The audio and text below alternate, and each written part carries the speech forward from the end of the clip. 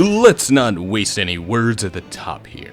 Howdy, I'm Prakuza, and welcome to DevBox, where today we've got our Samurai and Viking ready in Dark Souls 2 for a Generational Grudgematch. So I've made it no secret that I'm not a huge fan of this game, and this run definitely exacerbated that fact. Like, I'm going to be skipping this game in future installments of the series, kind of exacerbated. Besides, I actually play with all of the unique weapons I'd been interested in with these two playthroughs here anyway. Still, I'm not bringing this up to tell everyone who likes this game to shove off. It's more to explain why this run will be skipping a lot of bosses.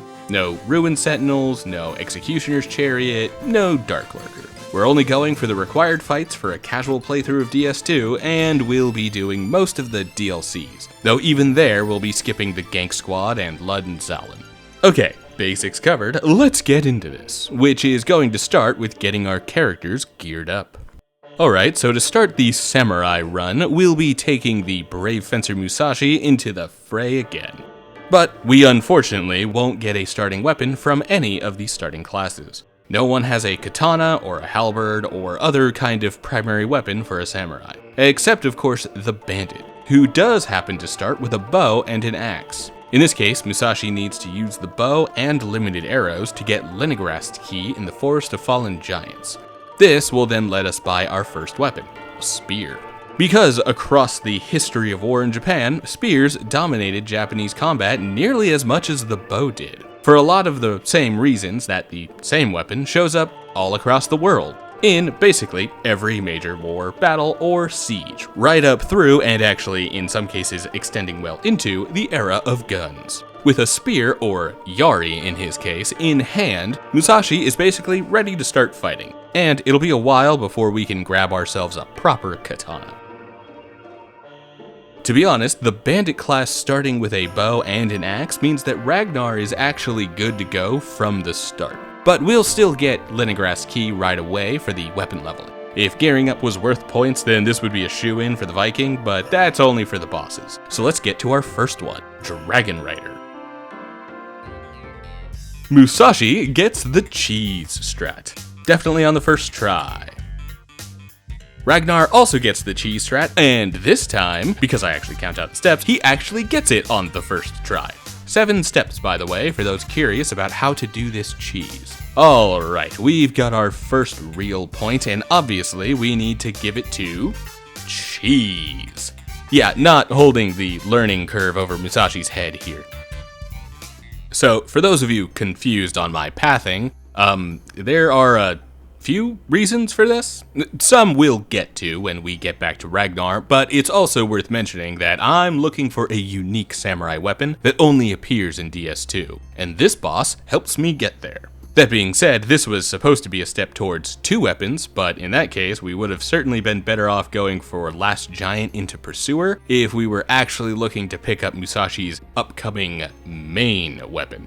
Still, the spear does good work here, and it's already upgraded to +3, and pierce damage goes pretty hard in DS2. Would probably prefer to get a better spear right now, but the better ones to go for are locked behind further progress. Even then though, there's really nothing to complain about for this fight. +3 spear does work, and we get through this without much trouble. At the very least, we beat the DPS check.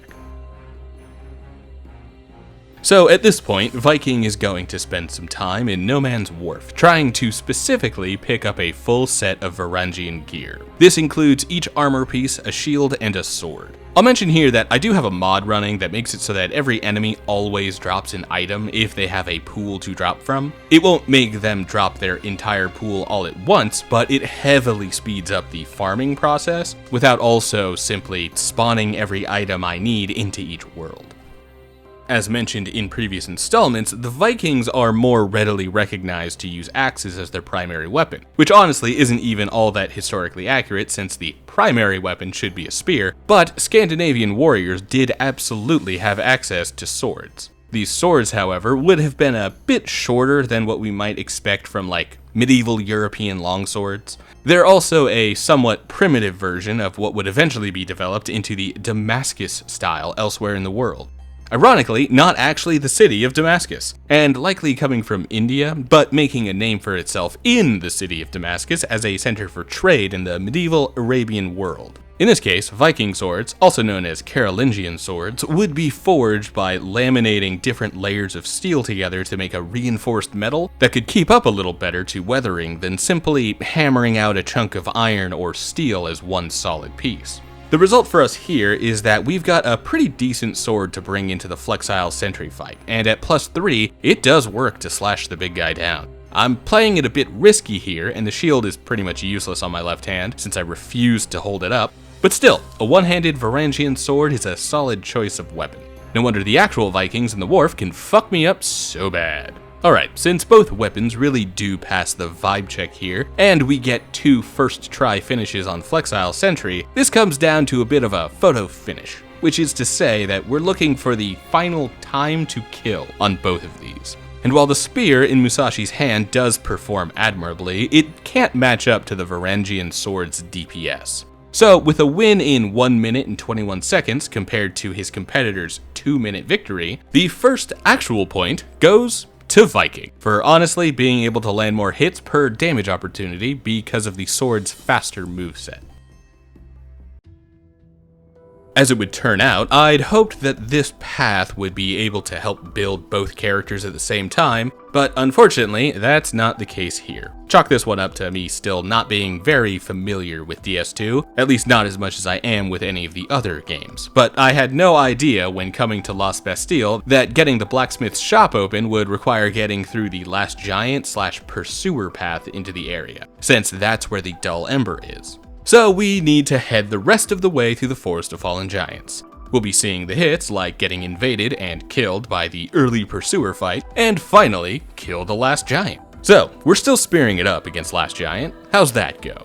Honestly, no surprise, this goes better than fine. It's Last Giant and I've already gotten a ton of levels from heading through No Man's Wharf and half of Lost Bastille. Granted, most of those levels went into adaptability to get my agility up, which yes, sucks for having picked Bandit as my starting class, and that will hurt the early leveling for both characters. Regardless, I don't even know if I'll be able to finish my commentary before the boss is already downed. So, Ragnar has his whole setup here, which makes Last Giant a required speed bump thanks to the previous run fighting him. Granted, it's either him and Pursuer or using a fragrant branch of yore to get through ruined sentinels. Anyway, we also observed the hits, this time including not only getting invaded and killed by the Pursuer, but also falling into Pate's trap so that we can move him along his questline, for reasons that are obvious if you understand, but will otherwise be a mystery for you if you aren't aware. Are you in the know? So keep that in mind for a bit. As for the actual boss we're here for, yeah, any +3 weapon is going to quickly chew up Last Giant. Incredibly fast fight here. Yeah, that was a 35-second win for Ragnar. Honestly, it's not that much of a lead on Musashi's 45-second fight, but still, the sword is objectively the better weapon here. That's a point to Viking, setting a solid lead, but again, he's got a more permanent weapon, while the samurai still hasn't found his true primary for most of this competition.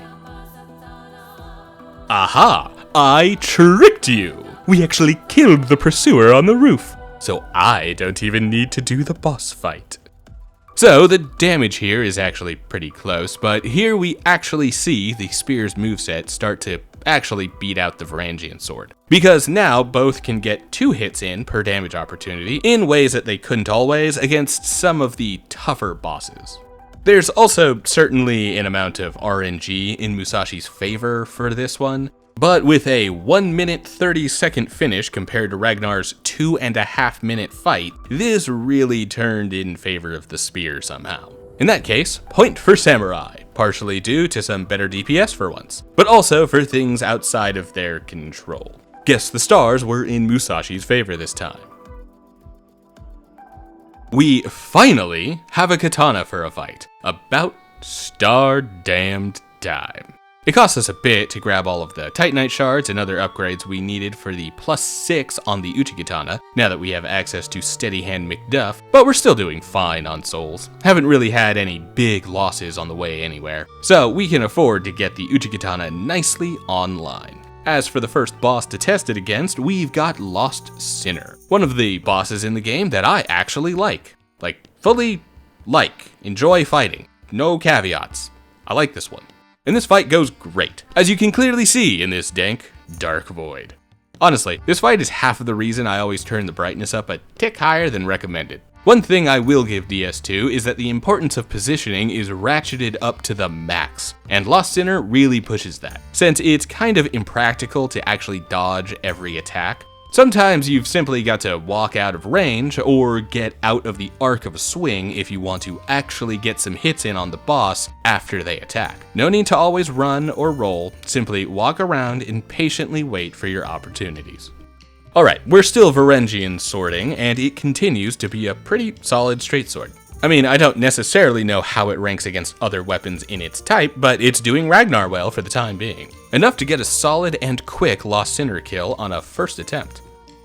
With our first primal bonfire lit, the vibes really aren't too heavily in one fighter's favor over the other. That being said, I do tend to weigh the vibes more towards a weapon's first appearance, especially when it comes to Musashi finally getting access to a katana.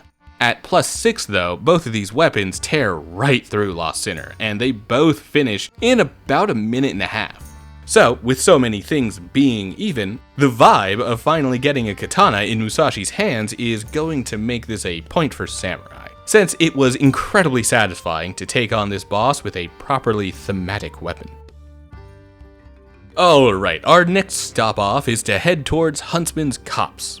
Again, this pathing helps us prep both builds, but for the most part, we're looking to pick up some armor and more katana options for Musashi. For now, it means we need to go up against the Skeleton Lords, which goes surprisingly fine. Although this is a bit of an attrition boss, with pretty limited access to Estus at the moment. I mean, we have 6, but for how long this fight can go, it's a good thing we've got life gems. Otherwise, the Uchigatana continues to put in work, even if the skeletons aren't the most susceptible to slash damage. Strike would definitely be better here, but that weapon's not quite ready yet, still need to set it up. Before we get to the boss for Ragnar, we have to make sure that we talk to Creighton in order to advance through all of his dialogue. We want him to move on to his next location in the Shaded Woods before we get through here and eventually head that way. Anyway, with that little item taken off our checklist, the Skeleton Lords themselves are once again mostly an attrition boss. Again, thank goodness for life gems.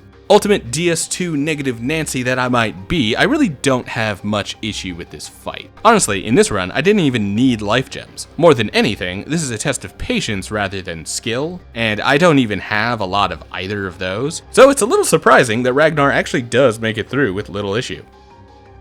This one is kind of impossible to measure by time, since RNG can make a better build go faster or slower based entirely on how the skeletons and the lords decide to attack. So I'll go with how easily each one managed to take down each of the lords and their minions that they summon partway through. In this case, the tiebreaker is going to be the length and arc of the Uchigatana over the Varangian sword. This means we've got a point to Samurai for having slightly better crowd control, even though the Viking was better at one-on-one fights against each individual skeleton.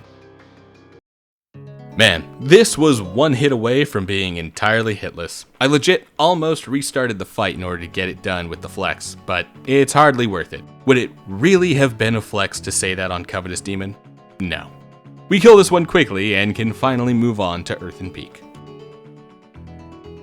Holy shit, that thing straight up almost killed me. Ragnar, get out of that corner, hot damn, dude.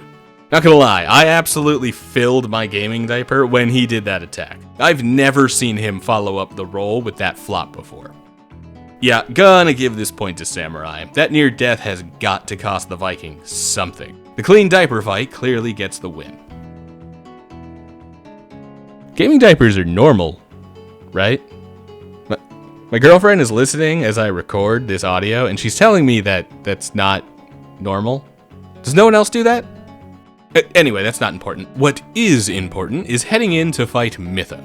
How's it go? Well, things go south quick after getting grabbed early on in the first attempt. On the second attempt, however, Musashi is able to keep up the pressure, and the Uchigatana absolutely tears through Mytha's health with each swing. So far, I'm really enjoying the Uchigatana, and it has been an absolute monster against most bosses. before we can get into the fight, we have one more item to check off the list with Pate showing up again. This time, he doesn't throw us into the lion's den, but he does lead us to what is basically an ambush by some enemies on the other side of the door he's standing by. Still, we grab our treasure and he moves on to his next location. I don't think I've ever actually found him here before, by the way, so this is kind of a neat find. Anyway, that's finished, keep it in mind, and we're moving on. Well, this starts off pretty concerning, with Ragnar whiffing every other attack right off the bat, followed by Mytha backing up into the poison pool at the edge of the arena. After those early hiccups though, Ragnar locks in and keeps Mytha positioned to always back away into the center of the arena, which means that she doesn't get another heal off for the remainder of the fight. So, this is a strange one, because Musashi died, and usually getting a first try kill is a huge benefit in the competition. That being said, the katana is really the better weapon here. Better damage, better range, no need to shove my face into Mytha's scales, not that I'm complaining about getting within cuddle distance of a Lamia. In that case, that first death was really more of an execution problem than a build problem. Which means that this is going to be a point for Samurai, since the Uchikatana really does match up better against Mytha, even if my own performance saw me get caught on the first attempt. So, a lot happens in the early parts of Iron Keep. For one, Musashi is finally getting armor to wear, which comes from farming the Alonne Knights here. Once again, the mod really helps this part, but I still find myself needing to kill them on repeat if I want to have any flasks by the time I get to the boss.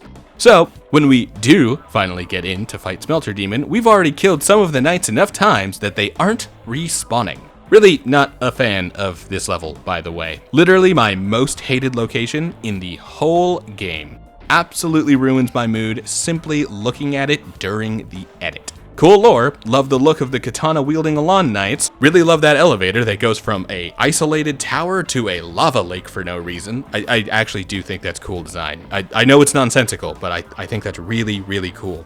But really do not like Iron Keep as a level. In addition to Musashi finally getting armor, he also gets to pick up a new weapon, because we actually have some materials to upgrade it, so it's a better choice over the Uchikatana now. The barbed club doesn't seem like much, but the design almost certainly draws from a historic samurai weapon, the kanabo. In fact, the kanabo is even known to be such a powerful weapon in Japanese folklore that it is known as the weapon of choice for Oni, the massive ogre-like yokai known for smashing men to death with a single swing of their mighty kanabo. Unfortunately, this weapon requires petrified dragon bones to upgrade, which means we won't be upgrading much for a while. And even to get it fighting ready for Smelter Demon at +2 of 5, we needed to make a detour into the Shaded Woods. Still, it's incredibly powerful. Since Musashi changed weapons, it's about time that Ragnar does the same. In this case, we're picking up the Dragon Slayer Crescent Axe. And while we are upgrading our right-hand weapon by swapping to the axe, we don't have to abandon our sword. Because DS2 actually allows for power stancing with off-type weapons, we can decide to embrace our inner first Berserker Kazan. I still need to play that game actually. And use a sword in one hand with an axe in the other. Since this is the only game in the series that will let me power stance like this, I pretty much want to see how far Ragnar can take it. Spoiler, this remains a solid build for basically the rest of the game.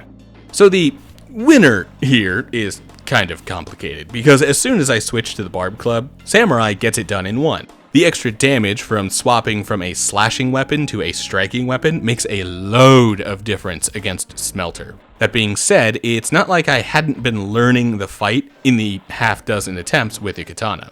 Likewise, the Varangian Sword / Dragon Slayer's Crescent Axe combo also gets it in one. And that was during the sanity check when I walked in with 0 Estus, though I did use 6 life gems and 1 radiant. However, I'm going to give the tiebreaker to the Barbed Club here, because it was able to do yellow damage during the phase transition, something that Ragnar's dual weapon setup couldn't accomplish, even with both weapons hitting at the same time. So this is a point to Samurai because our Kanabo here is an incredible weapon, but it is far from perfect. The lack of petrified dragon bones is going to catch up with it soon. Well, on entering the Old Iron King arena, Musashi is feeling pretty good about himself. Barb Club is doing work, and it looks like this fight will go down pretty quickly. That is, until we get tossed into the fuckhole on the first attempt. Honestly, can I even call that getting tossed? I backed slowly into my own death because I wasn't focused on my positioning, which does make that an execution issue, not a build issue, so don't go expecting it to rank poorly against our samurai here. Otherwise, on a second attempt, Old Iron King is pretty easy. Kind of a rework of the Ceaseless Discharge fight, but somehow with better hitboxes. Yes, you heard that right, I'm complimenting DS2 for once. This is a marked improvement on a shitty DS1 boss that actually makes it slightly more interesting and engaging. I mean, I'd still cheese it if I had the chance, but there's simply no need since he's actually built to be fought. Right off the bat, I have no idea what this guy's fucking problem is. The boss straight up won't actually approach on the first attempt. He makes it like 90% of the way here before stopping short and endlessly breathing fire on me from a distance where I can't hope to hit him. I try to get him to reset or draw an attack or two that I can actually hit, but nothing really works. And I wind up walking off the edge because I'm so flustered by him not actually coming to fight me. Second attempt goes super well though. Nothing out of the ordinary and the dual weapons are doing work. That's 2 clusterfuck tests, which helps to even the playing field here. In that case, we can instead check the viability of the weapons and the builds, and honestly, Ragnar cleans up in comparison to Musashi. Without Smelter's resistance to slash and weakness to strike, the DPS of the sword and axe combo can really shine, and it wipes the floor with Old Iron King. In that case, we've got a point to Viking, with a build that is only going to be getting better as we go. Alright, with the Iron Keep long behind us, we can head into the Shaded Woods, and immediately get to the next boss. We run past most of the trouble in the Shaded Woods anyway, although we do free Ornifex for later, so I guess keep that in mind, but only for when we get to the DLC. As for our boss of the hour, or minute since these cuts are so trimmed down, we've got Najka. Oh, what well-built hitboxes and fluid grab animations. I'm sure this makes sense if you're used to this game, but man, the grabs look so bad in DS2. Like, this does not look like I should be getting the suck here. I mean, clearly I didn't dodge properly, and so I took some damage when the iframes ran out, especially in my heavy armor. But what is with that teleport onto her stinger bullshit? Whatever. We come back, give it another try while really respecting the telegraph of that grab, and even manage to knock one stinger off before we get the win. Our barbed club still makes for a solid kanabo, I've gotta say. This is a pretty fun weapon to use. Yeah, I'm 1000% getting the second playthrough buff here, but the axe sword combo is also going absolutely hard. This may be one of the best ways to play this game. Not sure if I'd sing the same tune with any other axes or swords, but the Viking-styled Varangian sword and Dragon Slayer's axe build is crazy strong and wildly fun. By DS2 standards, at least. There's even times when I don't feel like I want to walk out into the abyss. You know, a few fleeting moments. This one might not look too cut and dry from a raw numbers perspective, but from a vibes one, there is a pretty obvious difference, and it likely isn't even caused by the weapons. It's gotta be the armor. The heavy Alonne Knight gear is really weighing Musashi down without giving him too much benefit from the increased defense. At least not for my playstyle, and without being allowed a shield. In that case, Ragnar's increased mobility to avoid hits entirely rather than trying to tank hits means that this is a point for Viking, thanks to the build being much more flexible.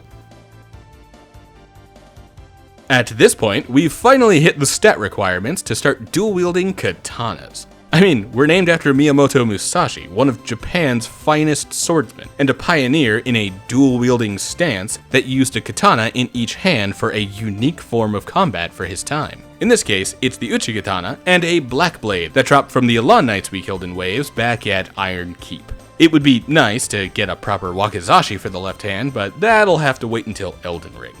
For now, against Prowling Magus and the Congregation, it's hard to really see if the switch up from the Kanabo to the katanas is a benefit or a deficit, but the twin katanas does work well enough against the boss. So, on the good side of things, we one-shot the Magus with an incredible backstab. I do love how magnificently violent the axe backstab is. Before that, however, we run into some trouble, because the stupid hitbox of the Power Stance Axe moveset really struggles to hit enemies on the ground. So the crawling congregation enemies can be nearly impossible to hit while locked on, until of course the game decides to give us the hit for reasons that I simply don't understand. As great as that one-shot backstab was, this one definitely has to be a point to Samurai, since the Twin Katana moveset actually hits every enemy in this fight with little extra problems. Honestly, fuck this spider. No points. Only hate is found in this stupid pit.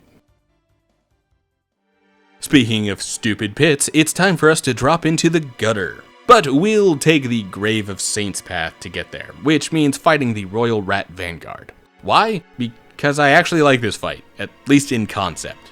So we'll go for it anyway. Hell, this location will be very important if I ever do another run in this star-forsaken game, but that's a story for another time. Right now, we're fighting some rats. In that case, the twin katanas really blast the shit out of these little guys. Now, does it feel cruel to kill a bunch of cute little rats for little reason? Sure, but we deal, and we slash away, taking out the main Vanguard in only 3 hits. Due to the availability of upgrade materials at this point, the Varangian sword has swapped out to be the main hand weapon.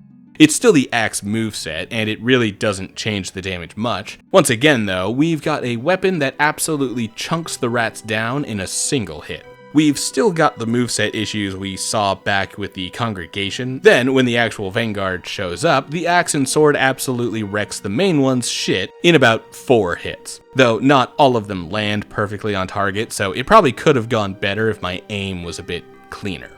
Yeah, so this one is both a win for one fighter's moveset and their damage. A part of me wants to work in the NPC invader to explain that Ragnar is better at traversing the level, and that should therefore move in his favor. But we saw those hits and how easily Musashi breezed through the fight. So that's a point to Samurai, since the Twin Katana moveset kinda destroys the dual axe moveset here, even with a sword replacing one of the axes. Alright, both fighters are going to make the dark run through the gutter and Black Gulch. Both of these places suck, par for the course for DS2 I guess, but yeah, we can get through without torches or whatever, though I hate that I recognize this place well enough to be able to make this run twice in a row without getting lost. Too lost. Much. Whatever, the Rotten is our next boss, so as long as we're careful, there's little this guy can actually do to us. The arena is more dangerous than the boss himself. We get him on the first attempt, and the twin katanas really chunk the boss's health away. Ragnar's weapons chunk away at the boss, and we even manage to get the arm sever. As a longtime fan of the tail cut, you hear me, Miyazaki? We want more tail cuts in Souls games. I do enjoy at least being able to dismember the Rotten in a way. Doesn't have the pizzazz of a tail cut, but I guess I'll take it. I'll also take an easy breezy first time kill. Not bad. On damage and timing, both fighters go about the same, but while this might be an execution thing more than the weapons, I've got to go with the warrior who managed to get the hand cut. I did go after it in both fights after all, which means that this is a point for Viking as we head into the second half of the game, now that we've lit all 4 primal bonfires. Okay, this time we get to actually fight the Dragonrider instead of cheesing him. And we even get 2 of them for the price of 1. Let's see how Musashi and Ragnar deal with this fight for real. Nudge nudge, this is why it always feels fine to cheese the first Dragonrider for these competitions. The boss gets a much better highlight later on. And it's Musashi's turn to actually fight some Dragonriders and hopefully make up for having fucked up the cheese back at the beginning. Well, as we set out to start the fight, the twin katanas absolutely blast these 2 down in seconds. Like, the second Dragonrider is barely able to even swap from bow to halberd before he died. I mean, that one has a lot less health, so that's par for the course with him, I guess, but still. Damn! Musashi is putting in work and kicking ass. Once again, the axe-sword combo absolutely rips, and the Dragonriders are already pretty easy. Bow almost goes down in a single combo, but Ragnar does get forced to retreat before getting the kill immediately. Anyway, we take out the first one after a quick heal, and take almost no time to also take out the second one. So, the execution between the two is pretty similar for how well I played against the Dragonriders, but there is a clear difference in the strength of the builds. Now, if this was entirely vibes-based, Ragnar might have had a win on his hands because I had a slightly better time for most of his playthrough, to be honest. But that's probably because at this point I knew I was almost done, or at least getting closer to shutting off this game. Forever. Still, the damage output, range, and superior moveset is so obviously in the hands of Musashi here that this has to be a point for the samurai. Like, it's not really all that close when you compare the raw numbers. I've certainly had more trouble with Looking-Glass Knight in the past, so this becomes a pretty by-the-numbers fight against the boss. Although I will say that our build is straight up flex-worthy, since we even managed to kill the boss before he ever manages to summon his NPC backup. He does start up the animation, but no one comes crashing through the glass to fight me. Massive deeps on the twin katanas. I'd love to say that I'm loving the build, but it's only worsened by being stuck in this game. Maybe I'll have a better time when I get to use twin katanas in DS3. Clean enough fight against Looking-Glass Knight. This is certainly a boss that showcases the negatives of power stancing in DS2, namely the massive stamina drain of using two weapons at once, because we only really get a single hit off at a time, and trying for a second attack tends to drain us of stamina completely. Which means that not only can we not react to whatever the boss does after our attack, but it also weakens that second attack. So a lot of power stance fighting is basically attack once, wait for stamina to return, attack again. This is what helps to drag the fight out until the boss can summon its first NPC, though we finish this off before the new invader can even start moving. Yeah, we all saw who really won this fight, right? That NPC never even materializing in Musashi's playthrough means that this is an easy point for Samurai. Who would have guessed that two identical weapons would be much better together than two offset weapons? Also, FromSoft loves making katanas the best weapon in every game. Demon of Song is kind of a wild fight, since the path here is so much more harrowing than the actual boss fight. So once we cross the fog wall into the fight, it doesn't even matter that we're missing a quarter of our health bar, because we basically only get hit once through the whole fight. Likewise, since this boss has very specific damage opportunities, the stamina drain of power stancing doesn't really cause any problems. The highest point for the twin katanas in a run that has already been really good for the twin katanas. Yeah, pretty much everything I said for the Samurai also goes for the Viking. However, one major difference is the fact that Ragnar gets the fight completely hitless. Again, Demon of Song really isn't the problem here, it's the actual path to the boss, and so easy win, and we go. It's an easy fight, but the Viking build actually is a little better suited for it, since his lighter armor allows him to dodge the Demon of Song a bit easier. So yeah, point to Viking for other aspects of the build that rarely come into play for many of these calculations. It's time for Velstad, which marks the beginning of the end, to be honest. Again, we won't be actually going all bosses in this run, and there's only about 4 boss encounters left, although we will be diving into the DLC, so we're not quite ready to finish yet. That being said, Velstad really slaps the shit out of Musashi for a while. Most attempts go fine, right up until they don't, where I die right at the end of what should have been a relatively clean first try kill. Then the fight winds up taking 3 attempts to get through, as I appear to be a bit too shaken in the second one to actually get the kill on that re-attempt. Still, we get through, and we can move on towards the endgame and DLC. Well, it's time for a Viking to fight a proper King's Knight.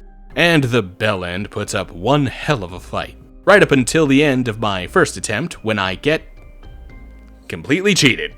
Like, yes, I know that I should have tried to back away further to get out of the way of that attack, but like, I fully read the range of that slam, and the hitbox definitely reaches out quite a bit further than the actual visual representation of the attack. Who'd have guessed that DS2's hitboxes could suck?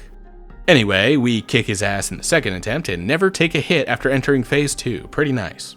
So this might be another second playthrough buff as my execution gets cleaner because I have the previous playthrough's muscle memory to fall back on, especially since these two builds are so similar at this point. Still, with one less attempt required and an overall cleaner final fight against Velstad, this is an odd point for the Viking, which is fine because he needs the extra points to start catching up. Alright, and after quickly skipping through Aldia's Keep and Dragon Airy, we can now start heading into the giant memories. Huh? What do you mean I skipped a boss? No, it's here in my notes. We rush through Aldia's, then get to the Dragon Airy, struggle against the big knights, turn the right to speak to the ancient dragon, make our way through the giant memories, watch back the footage? That's a lot of footage. So anyway, as I was saying, at the end of Aldia's Keep, we have the Guardian Dragon, a fight so boring I literally forgot about it in my notes. For both playthroughs. Whatever, let's get to it. Musashi fells the dragon on his first try, feels a bit anachronistic to have a samurai fight a European dragon, but hey. That's what's best about modern fantasy, mixing and mashing cultures together into a tossed salad of many flavors to coalesce into a new creation that is infinitely superior to a sum of its parts. Now, a Viking fighting a dragon is sick. That feels like it's ripped directly out of the Poetic Edda, or maybe I'm thinking of Matthew McConaughey's character from Reign of Fire. I show footage of him holding an axe as he jumps at a dragon, but using actual film footage, even in a transformative way that absolutely should be considered fair use, is way too dangerous these days. Seriously, if my goat Dungeon Chill can't make a thoughtful retrospective about Ghost in the Shell at a time where his video actually drew my attention towards the newest series without getting copyright strikes and demonetized, then maybe film YouTube is fucking dead. Kind of like the Guardian Dragon. My normal timing method is never going to work for Guardian Dragon, since the boss has such a tendency to stall out the fight by flying up into the air. If he wants to stomp 1,000 times in a row, then we can get him done in a timely manner, but if he's going to stay up and out of reach, then what hope do I really have? In that case, it's going to come down to the actual damage number of each attack. And while DS2's actually displayed numbers make this difficult to quantify, especially while power stancing, since some attacks say they only dealt 280 damage, but then chunks as much as the health bar when it also says 500 or more, that metric will only get us lost. Still, the actual health bar chunks and overall availability for attacks means that this is going to have to be a point for Samurai. He simply got much better DPS thanks to actually using two weapons that are meant to be paired together. Can't help but wonder how this run would be going if Ragnar picked up a second axe for his build instead of trying to do the sword axe combo. Alright, with the Guardian Dragon detour over, we can finally get back on track and take on the Giant Lord. And you know what? This might not be the cleanest fight, but we get this on the first try. Well, thick. What even hit me there? He was already dead. Did the attack's hitbox go through even though the animation stopped at the beginning? It must have been that backwards sideswipe. That attack always gets me. I never know what to do with it. On a rematch, we watch out a bit more carefully to keep our HP up, and even if we get caught by that fucking sideswipe again, the rest of the fight goes pretty well. Ragnar does very well to dodge that sideswipe most of the time, so yeah, we miss out on the hit list, but at least we get it deathless, I guess. Stupid fucking sideswipe. It's literally the only time I got hit. Not that Giant Lord would even be that big of a flex for going hitless, but I need something. Of course, that only makes it more frustrating that I couldn't do it. There's a little bit of the learned muscle memory helping Ragnar out here, but this is another example of his gear set's lighter weight, making him easier to control. So giving this point to Viking for being better able to respond to most of the Giant Lord's attacks. Alright, with the Giant Lord down, we can head straight to the end and fight the Throne Watcher and Defender, and Nishandra for the endgame. But the run doesn't end here. We're going to the DLC now, and we need to do the Iron King DLC first for the final weapon of the Samurai.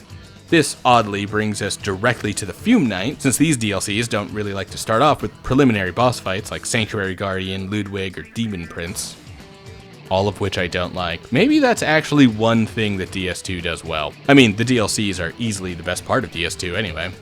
I try so desperately to figure out something that can make this doable for samurai. I try two-handing one katana instead of dual-wielding the twin katanas. Hell, I even consider calling back on that kanabo and using a now fully upgraded barbed club against him. But I need the extra petrified dragon bones I've got for after this fight. Somehow, power-stanced katanas takes it. They get me the farthest out of any attempts, and the damage is unmatched by any other option I have. It's a massive struggle against a relentless opponent, and I actually have to come back and finish him on a later play session, as my initial attempts dive deep into the night. Fume Knight is something else, let me tell you. The build isn't even bad or a challenge or anything, and he's still wrecking me this fucking hard. This one takes a hot minute to figure out, and as much as I'd love for power stancing to still get me through this, the stamina toll is a bit too much against Fume Knight. I need the nimbleness that has carried Ragnar so far, and more than that, I need the stamina to keep it going. So, we two-hand the Dragon Slayer's Crescent Axe and leave the Varangian Sword on our hip for the winning run. And that is one of the toughest bastards in the game. Finally down. So, this is an extremely obvious point to Viking. 20 minutes of attempts versus 2 days. On vibes alone, this could only have ever gone in Ragnar's favor.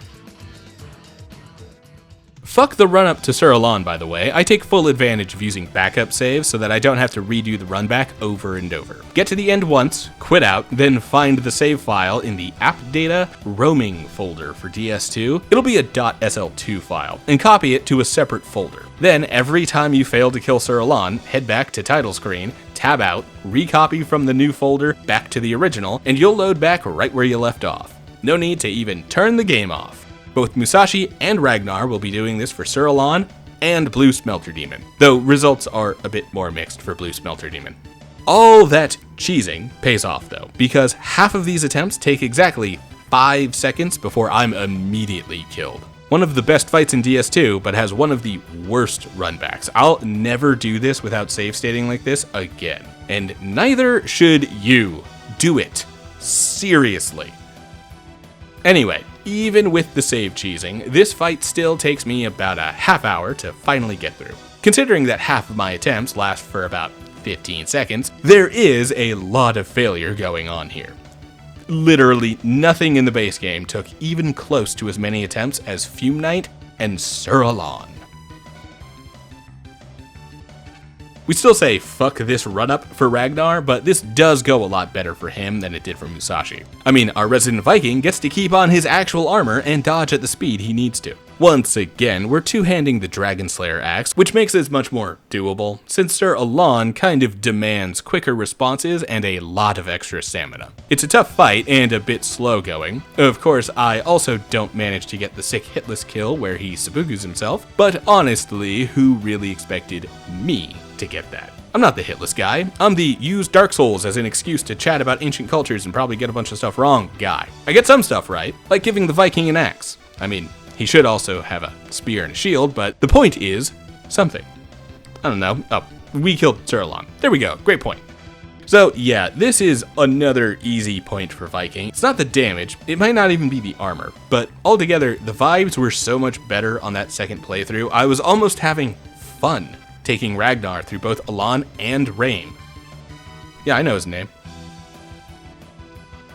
Once again, we abuse the shit out of the backup saves. It's not as effective, but still works well enough. Fucking DS2, saving nearby enemy locations in aggro instead of returning them to their default locations. Well, the real point of this fight is to show off that we've gotten the bewitched Alonne sword, the only weapon of its kind in the whole From Software catalog. Not only is this an Odachi, as defined by the excessive length of the blade, similar to the washing pole or Elden Ring's great katanas, but it is also a Nagamaki. Named for its extended handle, a Nagamaki katana, or long-wrapped sword, is a kind of hybrid between a naginata and a katana. The handle makes it effective as a halberd or polearm, but the full-sized blade of the weapon also makes it more of a katana, since a proper polearm like a Yari spear or naginata halberd's blades are only at most the length of a wakizashi, not a straight-up katana. I've actually been very excited to give this weapon a try because it's one of those rare weapon styles that only exists in one game in the series and has a unique relation to a real historical weapon. Not like how the barbed club kind of looks like a kanabo. This is straight up an actually obscure piece of Japanese military history. Well, too bad it sucks. Sorry, but yeah, the Bewitched Alonne sword fucking sucks. It has terrible range, even though it is extremely long, the damage doesn't really compare with other similar katanas, and the moveset is extremely slow, especially when compared with, again, other similar katanas. This will be my weapon for the remainder of this run. Prepare for me to bitch about it a lot. Good job, Ragnar. Musashi is straight up giving away the win here.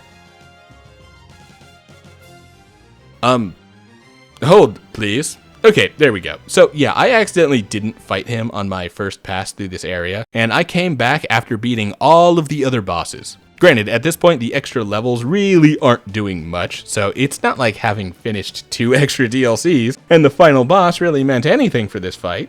Regardless, GG easy.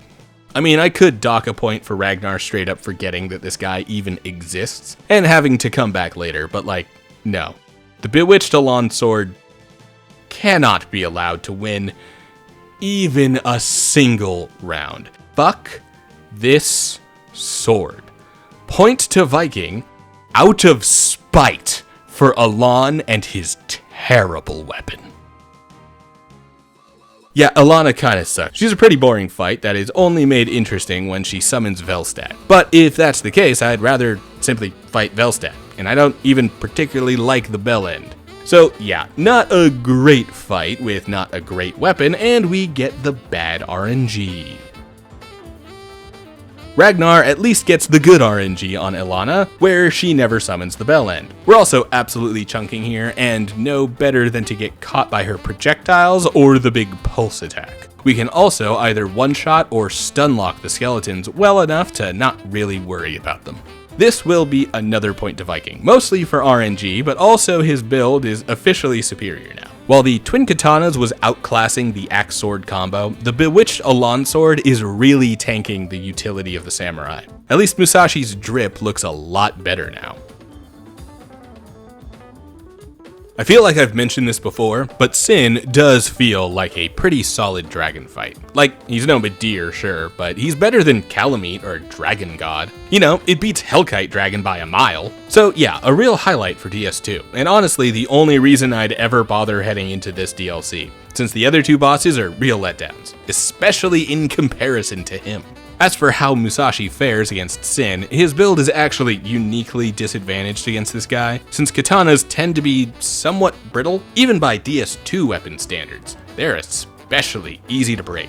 This means that we either need to have a backup weapon ready to finish the job, or we need to use some repair powders to keep our shit-ass katana alive throughout the rest of the fight. And yes, that is even with the bracing knuckle ring equipped. Yeah, Ragnar definitely gets the second playthrough buff, especially when it comes to dodging that opening attack that I learned is scripted after getting caught by it like a half dozen times as a Musashi. But hot damn, does it feel good to first try this asshole. Once again, Viking vs. Dragon feels like it's drawn directly out of the Poetic Edda, like Bard's song brought to life. Absolutely incredible. Better still, the weapons actually hold up surprisingly well against Sin's corrosive hide, which normally destroys more brittle weapons. It certainly helps that the Dragon Slayer axe does as its namesake demands, and absolutely obliterates Sin's health bar. No amount of stalling can extend this fight for too long.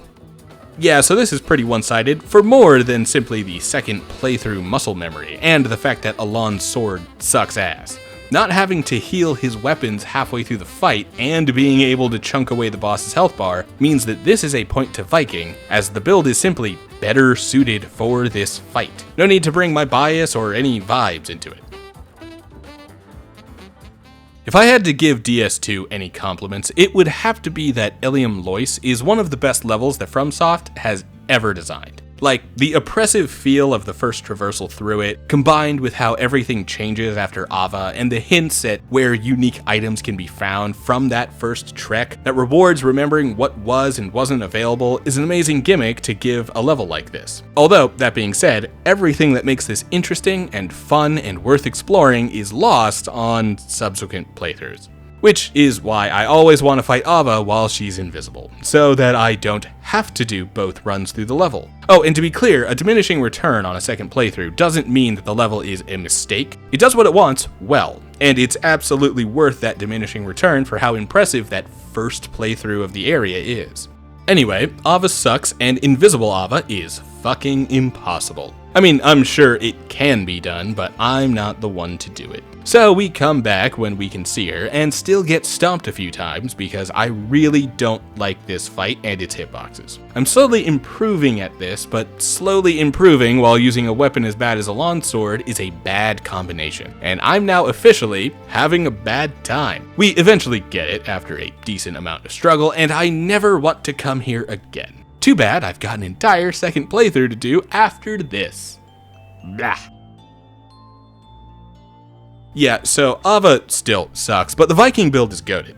It sucks a little less, and I'm learning her a little more. Moving on.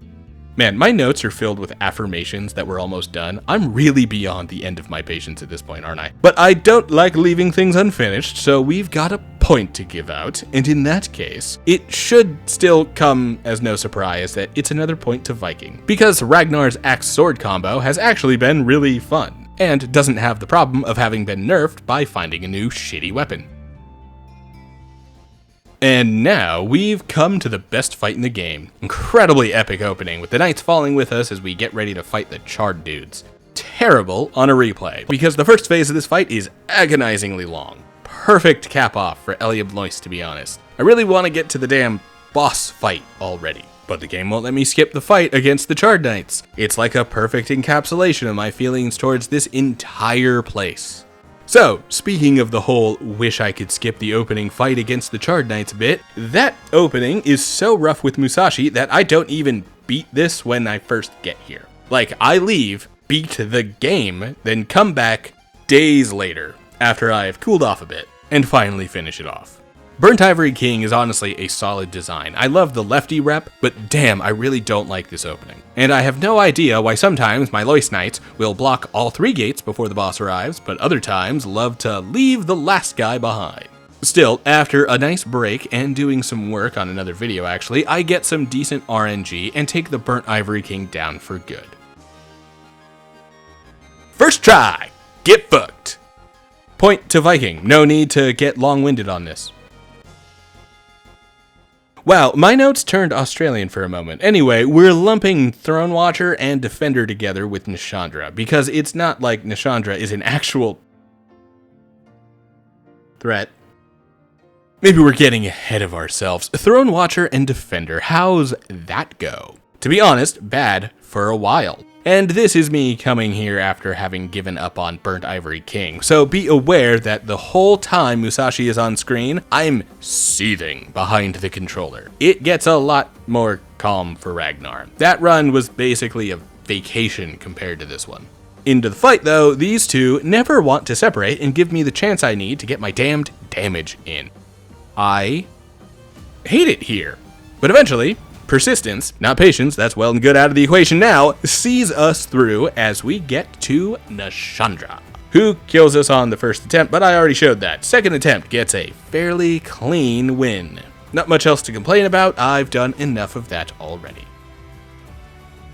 Honestly, I'm still not a huge fan of these two, even with Ragnar's build, but at least we don't struggle here for too long. Still, we're riding high at this point, almost enough to trick me into thinking that I like this game. Almost. For now, though, there's not much else to say. We knock them down and get a solid first try kill on Nishandra. Onward to the end, please.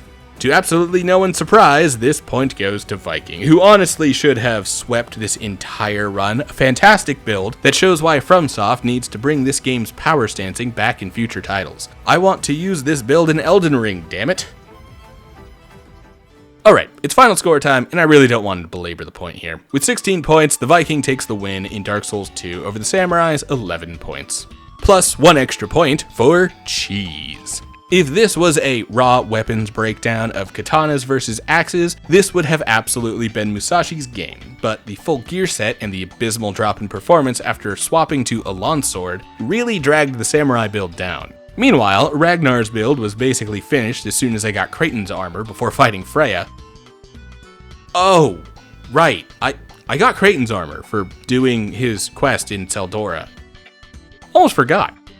Anyway, once the Viking build was put together, Ragnar was a blast to play as. One of the more fun runs I've had in this game in a while. As for our score totals, this is the first win for Ragnar, meaning that the Viking is still behind 2-1. And Samurai still leads the final scores with a grand total of 43 points so far, with the Viking trailing behind at 37. If I was being completely biased, that split would be a lot closer, but the twin katanas helped Musashi not lose too much. But with DS2 behind us, we've got Demon Souls next. And I'm a bit excited to see what these two warriors can do in FromSoft's oldest Souls title. Of course, before that, we've still got another grudge match to finish up, far from the things betwixt, but instead in the lands between. Hey, it's that time again. The end of the video where I invite folks to come check out the Patreon. Link in the description, and make good on the rewards for those currently pledged. Patreon members get early access to new content and their names written in the credits at the end of videos. And those who pledge in the top tiers get their names read out, like our DevBox designers, Genghis Braun, and our DevBox developers, Azul. Thanks for your support, and thanks for watching.